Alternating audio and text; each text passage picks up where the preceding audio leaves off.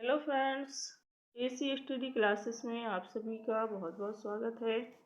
आज की क्लास में आपको जीव विज्ञान के बहुत ही इम्पोर्टेंट क्वेश्चन पढ़ने के लिए मिलेंगे, तो वीडियो के अंत तक बने रहिए। फ्रेंड्स, अगर आपको ये वीडियो अच्छा लगे तो लाइक कर देना, क्योंकि इस वीडियो में आप चाहे किसी भी प्रकार का एग्ज़ाम देने जा रहे हो, हर प्रकार के एग्ज़ाम के लिए इसमें मोस्ट इम्पोर्टेंट क्वेश्चन दिए गए हैं। तो चलिए स्टार्ट करते हैं। क्वेश्चन दिया है, आर्किड्स में विलोमन जड़ें होती हैं। क्वेश्चन है हमारा, आर्किड्स में विलोमन जड़ें होती हैं। ए ऑप्शन है सहारा देने के लिए, बी है कार्बोहाइड्रेट स्वांगीकरण के लिए, नमी अवशोषित करने के लिए, या फिर गैसों के विनियमन के लिए।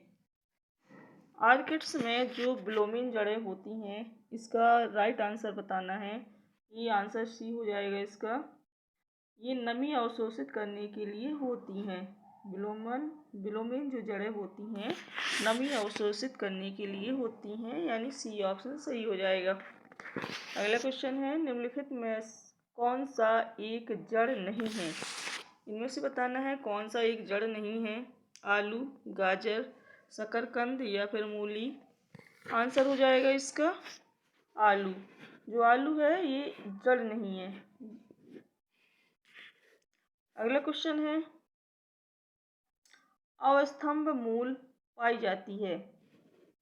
अवस्तंभ मूल स्टिल रूट ये किस में पाई जाती है बताना है। चावल में, गन्ने में, मूंगफली में, या फिर चने में।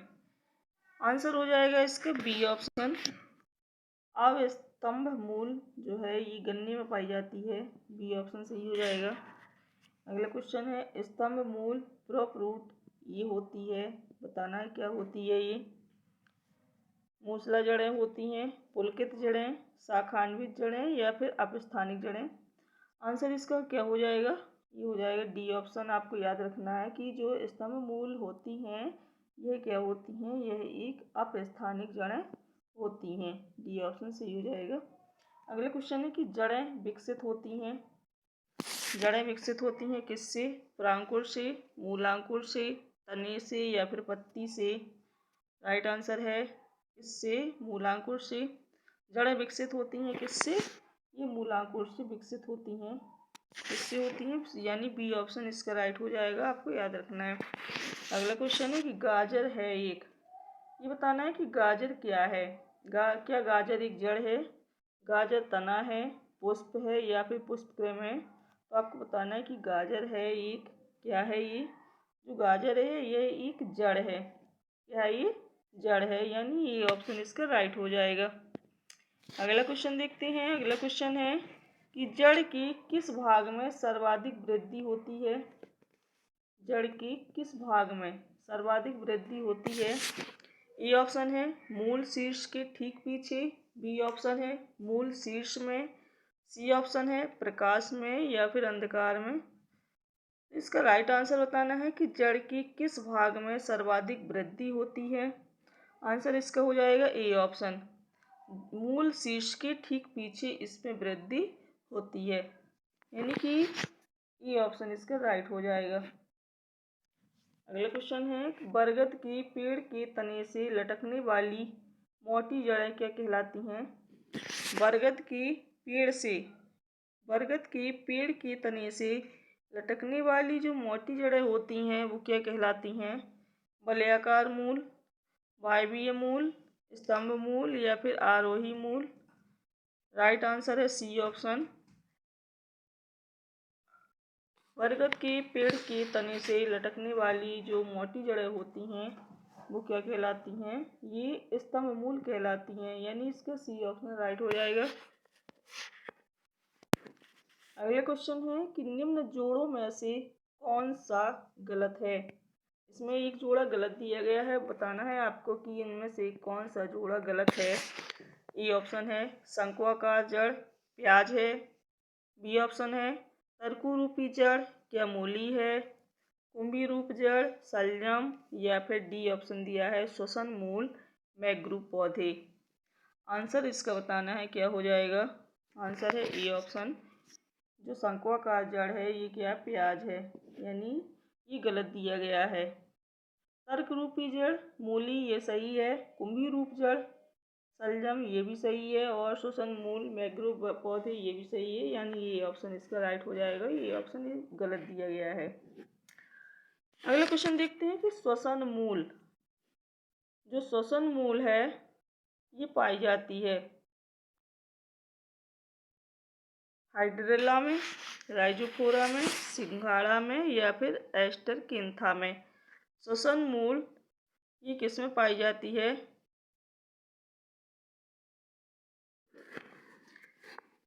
इसका राइट आंसर बताना है आपको। राइट आंसर क्या हो जाएगा? ये राइजोफोरा में पाई जाती है। श्वसन मूल किस में पाई जाती है? राइजोफोरा में। बी ऑप्शन राइट हो जाएगा। पान की लता में बनने वाली जड़ कौन सी होती है? अगला क्वेश्चन है, पान की लता में जो बनने वाली जड़ है वो कौन सी होती है? आंसर बताना है इसका। ए ऑप्शन है अवस्तंभ जड़, बी ऑप्शन दिया है अनुलग्न जड़, सी है छायादार जड़ या फिर आरोही जड़। राइट आंसर इसका बताना है, क्या हो जाएगा? जो राइट आंसर है वो हमारा कौन सा हो जाएगा? ये हो जाएगा डी ऑप्शन।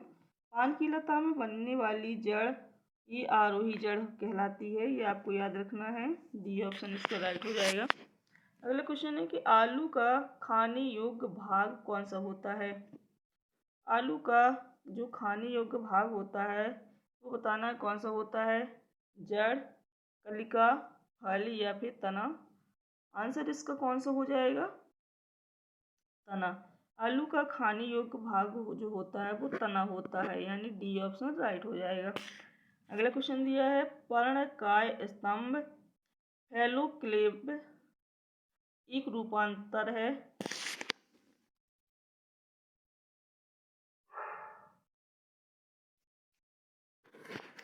जो पर्णकाय स्तंभ है जिसे हम इंग्लिश में क्या बोलते हैं? फैलोक्लेड, एक रूपांतरण है किसका? जड़ का, तना का, पत्ती का, इनमें से किसी का नहीं। राइट आंसर हो जाएगा बी ऑप्शन तना का। पर्णकाय स्तंभ यह एक तना का क्या है? रूपांतरण है, यानी बी ऑप्शन सही हो जाएगा। अगला क्वेश्चन देखते हैं, नागफनी में प्रकाश संश्लेषी कार्य होता है। नागफनी में जो प्रकाश संश्लेषी कार्य होता है बताना है घनकंद के द्वारा, पर्णकाय स्तंभ द्वारा, पर्णायित वृंत द्वारा या फिर शल्ककंद द्वारा। राइट आंसर कौन सा हो जाएगा? ये हो जाएगा बी ऑप्शन, पर्णकाय स्तंभ के द्वारा। नागफनी में जो प्रकाश संश्लेषी कार्य होता है ये पर्णकाय स्तंभ द्वारा होता है। अगला क्वेश्चन है कि निम्नलिखित में से कौन एक तना है? बताना है आलू, गाजर, शकरकंद या फिर मूली। तो कौन एक तना है? राइट आंसर इसका कौन सा हो जाएगा? तो आलू। जो आलू होता है ये एक तना होता है। आलू का खाने योग्य भाग जो होता है जिसे हम खाते हैं आलू को, वो हमारा क्या है? एक तना है। आपको याद रखना है, ये ऑप्शन इसका राइट हो जाएगा। अगला क्वेश्चन है कि पत्ता गोभी खाद्य पदार्थ का संग्रह कहाँ करता है? जो पत्ता गोभी होता है ये खाद्य पदार्थ का संग्रह कहाँ पर करता है? तना में, फल में, जड़ में या फिर पत्तियों में। आंसर हो जाएगा इसका कौन सा? पत्तियों में। डी ऑप्शन इसका राइट हो जाएगा। आलू भूमिगत रूपांतरित तना होता है जिसे क्या कहा जाता है? जो आलू है ये भूमिगत रूपांतरित तना होता है जिसे हम क्या कहते हैं? शल्ककंद, घनकंद, प्रकंद या फिर कंद। इसका राइट आंसर क्या हो जाएगा? कंद, यानी डी ऑप्शन राइट हो जाएगा। अगला क्वेश्चन है, निम्नलिखित में से क्या तने का रूपांतरण नहीं है? तने का रूपांतरण नहीं है, कौन नहीं है बताना है। प्याज का बल्ब, अरबी का घनकंद, शकरकंद का कंद या फिर आलू का कंद। राइट आंसर हो जाएगा कौन सा? राइट आंसर इसका बताना है, क्या हो जाएगा? तो ये हो जाएगा सी ऑप्शन, शकरकंद का कंद, यानी सी ऑप्शन इसका राइट हो जाएगा। अगला क्वेश्चन है, निम्न में से कौन सा तना है? इसमें तना बताना है कौन सा है। शलजम, अदरक, गाजर या फिर शकरकंद। आंसर इसका क्या हो जाएगा? ये हो जाएगा अदरक। जो अदरक है यह क्या है? तना है। अगला क्वेश्चन है कि प्याज में खाद्य भाग कौन सा होता है? प्याज का कौन सा भाग हम खाते हैं? पत्ता, जड़, तना या फिर पुष्प। राइट आंसर है तना। प्याज का खाने योग्य जो भाग होता है वो तना होता है, आपको याद रखना है। अगला क्वेश्चन है, निम्नलिखित में से कौन सा रूपांतरित तना है? कौन सा रूपांतरित तना है ये बताना है। गाजर, शकरकंद, नारियल या फिर आलू। आंसर इसका क्या हो जाएगा? जो राइट आंसर है वो है आलू। जो आलू है यह एक रूपांतरित तना है। डी ऑप्शन इसका राइट हो जाएगा। चलिए अगला क्वेश्चन देखते हैं। निम्न में से किसकी पत्ती में पर्णदल प्रायः न्यूनीकृत होता है? किसकी पत्ती में जो पर्णदल होता है वो प्रायः क्या होता है? न्यूनीकृत होता है। जलोद्भिद, समोद्भिद, उपरिरोही या फिर शुष्कोद्भिद। तो किसकी पत्ती में पर्णदल प्रायः न्यूनीकृत होता है? राइट आंसर हो जाएगा डी ऑप्शन। डी ऑप्शन में क्या दिया है? शुष्कोद्भिद, यानी डी ऑप्शन इसका राइट हो जाएगा। ये आप नोट कर लीजिए क्योंकि ये कोने में लिखा हुआ है तो इस वजह से आपको दिक्कत हो रही हो तो नोट कर लीजिए। हम लिखा है शुष्कोद्भिद। जो शुष्कोद्भिद की पत्ती होती है इसमें पर्णदल प्रायः कैसा होता है? न्यूनीकृत होता है। अगला क्वेश्चन है कि कैक्टस में सूल, स्पाइनेस, ये किसका रूपांतरण है? सूल तना का, अनुपर्ण का, पत्ते का या फिर कलियां का। तो कैक्टस में सूल किसका रूपांतरण है? राइट आंसर बताना है। आंसर है सी ऑप्शन, पत्ते। सी ऑप्शन इसका सही हो जाएगा। अगला क्वेश्चन है कि पुष्पों का अध्ययन कहलाता है, बताना है। एंथोलॉजी, एगेस्ट्रोलॉजी, फिनोलॉजी या फिर पॉलिनोलॉजी। तो पुष्पों का अध्ययन क्या कहलाता है? आंसर है ए ऑप्शन। जो पुष्पों का अध्ययन है ये एंथ्रोलॉजी कहलाता है, यानी ए ऑप्शन इसका राइट हो जाएगा। अगला क्वेश्चन है कि वे पौधे जिनमें कभी पुष्प नहीं बनते वे क्या कहलाते हैं? वे पौधे जिनमें कभी पुष्प नहीं बनते। आर्किड्स, जिम्नोस्पर्म, क्रिप्टोगैम्स या फिर एंजियोस्पर्म। क्या कहलाते हैं वे पौधे? आंसर है सी ऑप्शन, क्रिप्टोगैम्स। वे पौधे जिनमें कभी पुष्प नहीं बनते वो क्या कहलाते हैं? तो ये क्रिप्टोगैम्स कहलाते हैं, यानी सी ऑप्शन राइट हो जाएगा। पुष्प। अगला क्वेश्चन है कि पूर्ण पुष्प में पाया जाता है। पूर्ण पुष्प में बताना है क्या पाया जाता है? पुमंग एवं जायंग, बाह्यदल एवं दल, सभी चारों चक्र या फिर दल, पुमंग एवं जायंग। तो पूर्ण पुष्प में बताना है क्या पाया जाता है? राइट आंसर बताना है आपको। इसका जो राइट आंसर है ये है सभी चारों चक्र। पूर्ण पुष्प में सभी चारों चक्र पाए जाते हैं। पुष्प के जनन चक्र हैं कौन से? बताना है। पुष्प की जनन चक्र हैं, ये ऑप्शन है पुमंग एवं जायंग, बाह्य दलपुंज एवं दलपुंज, सी है दलपुंज एवं पुमंग, बाह्य दलपुंज एवं जायंग। आंसर बताना है। पुष्प की जनन चक्र हैं कौन से? राइट आंसर जो हो जाएगा वो हो जाएगा पुमंग एवं जायंग, यानी ये ऑप्शन इसका राइट हो जाएगा। अगला क्वेश्चन है, निम्न में से कौन सा एक उभयलिंगी फूलों के बारे में सही है? ये ऑप्शन है उनमें केवल अंडक होता है, उनमें पुंकेसर और अंडक दोनों होते हैं, या फिर उनमें केवल पुंकेसर होता है या उनमें या तो पुंकेसर या अंडक होता है। तो कौन सा एक उभयलिंगी फूलों के बारे में सही है? आंसर इसका कौन सा हो जाएगा बताना है आपको। राइट आंसर अगर आपको पता है तो प्लीज़ कमेंट सेक्शन में आंसर लिख के बताइए। आंसर हो जाएगा कौन सा? उनमें पुंकेसर और अंडक दोनों होते हैं। बी ऑप्शन सही हो जाएगा। अगला क्वेश्चन है कि कुरिंजी पुष्प के 12 वर्ष में एक बार खिलने का कारण क्या होता है बताना है। कुरिंजी पुष्प के 12 वर्ष में एक बार खिलने का कारण ए ऑप्शन है प्रकाश अवधि, बी है अदीप्त अवधि, सी है फ्लोरिजन स्राव या फिर डी है उपर्युक्त सभी। राइट आंसर इसका बताना है क्या हो जाएगा। तो ये है फ्लोरिजन स्राव। कुरिंजी पुष्प के 12 वर्ष में एक बार खिलने का कारण क्या है? फ्लोरिजन स्राव। सी ऑप्शन सही हो जाएगा। अगला क्वेश्चन है कि संसार का सबसे छोटा पुष्प कौन सा है? संसार का सबसे छोटा पुष्प बताना है।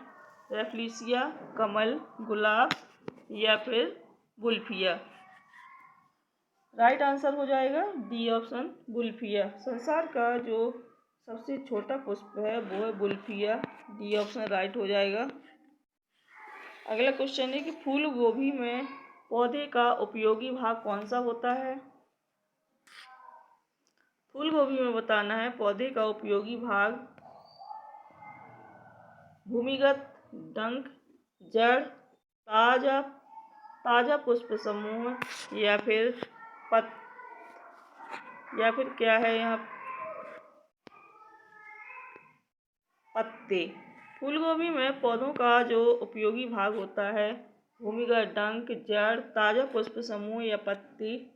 तो इसका राइट आंसर बताना है आपको। जो राइट आंसर है वो है कौन सा? ताजा पुष्प समूह। सी ऑप्शन सही हो जाएगा। अगले क्वेश्चन देखते हैं कि निम्नलिखित में से कौन सा विश्व का सबसे बड़ा डेल्टा है? विश्व का सबसे बड़ा डेल्टा कमल, सूर्यमुखी, रेफ्लेसिया या फिर गिलोरी लिली। तो विश्व का सबसे बड़ा पुष्प कौन सा है? आंसर है रेफ्लेसिया, यानी सी ऑप्शन इसका राइट हो जाएगा। अगला क्वेश्चन है जीवन चक्र की दृष्टि से पौधे का सबसे महत्वपूर्ण अंग कौन सा है? जीवन चक्र की दृष्टि से पौधे का जो सबसे महत्वपूर्ण अंग है वो कौन सा है? पुष्प, पत्ती, तना या फिर जड़। तो इसका राइट आंसर बताना है आपको। क्या हो जाएगा? आंसर है ये ऑप्शन पुष्प। आपको याद रखना है कि जीवन चक्र की दृष्टि से पौधे का सबसे महत्वपूर्ण अंग होता है पुष्प, यानी ए ऑप्शन इसका राइट हो जाएगा। अगला क्वेश्चन है कि परागकोश से वर्तिकाग्र तक पराग का स्थानांतरण क्या कहलाता है? पुष्पन, परागण, निषेचन या फिर अंकुरण। आंसर कौन सा हो जाएगा सही? इसका राइट आंसर बताना है। आंसर है बी ऑप्शन परागण। अगला क्वेश्चन है